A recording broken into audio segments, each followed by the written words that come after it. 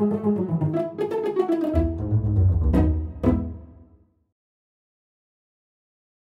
guys, I'm Zach. And I'm Lauren. And we're here with Kennedy Violins today to talk to you all about rosin. So first of all, what is rosin?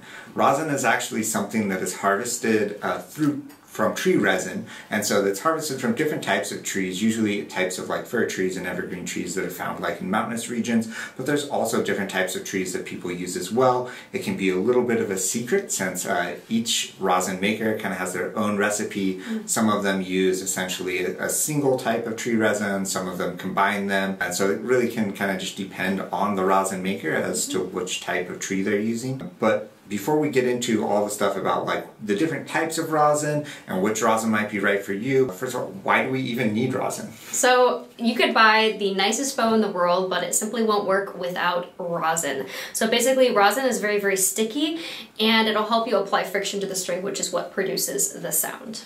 Yes, if you try to play a bow that has no rosin on it, you will not get any sound for sure. So, and it actually does make a difference as to which type of rosin you're using. So we're going to get a little bit into what kind of rosin might be right for you. Alright, so one of the first things we want to address is light versus dark rosin. We get this question a lot here at the shop.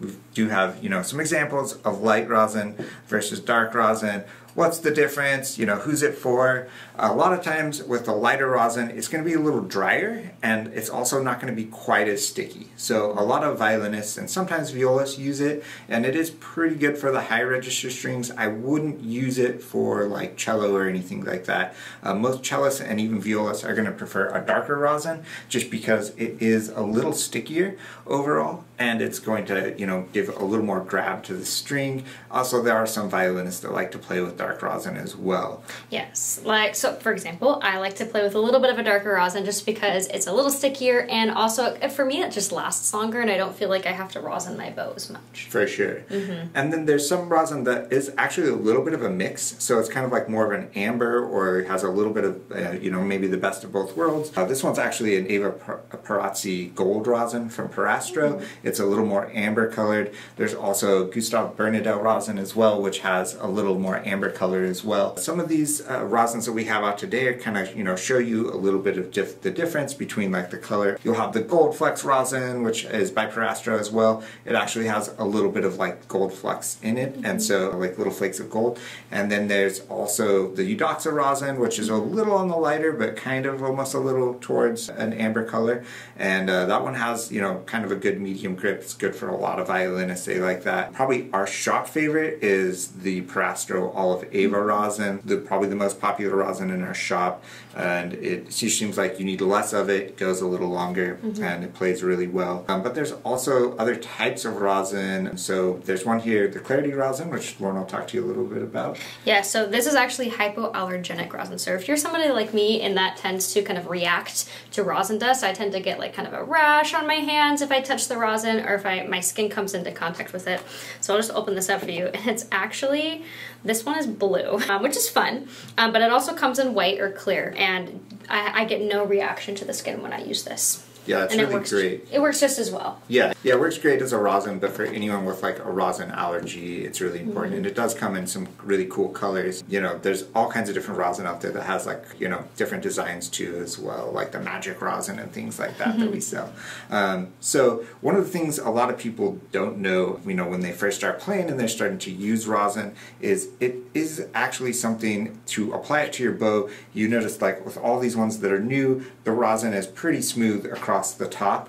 Of course, like by the time you've used rosin for a while, it is no longer smooth across the top from your bow being pulled across it. But one thing that's really nice for, when you first start playing or first get a new take of rosin, is if you just kind of carefully scratch the top of it with a key, you can actually like make a little bit of a mark into it, and that's going to help the rosin get applied to your bow better when you first start using rosin. If you don't, it just takes a long time to get the kind of glossy top on the rosin to, kind of break in and start actually applying rosin to your bow. But yeah, if you're someone generally who's playing the lower string instruments, you're probably going to want the darker rosin. And of course, one thing we didn't bring out here that we also carry is base rosin. So base rosin is totally separate. You're going to want to have something like either Pops or Kolstein's or Vloft. There's a bunch of different brands out there, but they're much, much stickier rosin. The base bow, of course, is a lot shorter than a violin bow. And so it's actually, even though it's shorter, it's got wider hair, but you need a lot more grip to move those big strings. And same thing for cello, you know, you want the stickier rosin to move those bigger strings. Okay, so with our entry-level instruments, we always include like our Antonio Giuliani rosin, which is just a light rosin. It works well for like beginning players. When we get into a little more intermediate instruments, we usually recommend getting something like the Artcraft rosin that comes in either light or dark.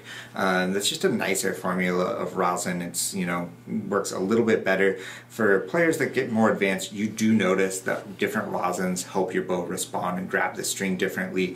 And, you know, it really is nice to upgrade your rosin. I think people, maybe their first few years of playing, aren't going to really notice it, but definitely as you start stepping up, you notice that the rosin actually really improves your performance. So even getting something into like some of the Parastro rosins, or possibly like a Hill Premium rosin or something, it really does make a significant difference in your playing. But if you have any questions about any of the rosin we carry or which one might be right for you, you can go ahead and give us a call and we'd be happy to help.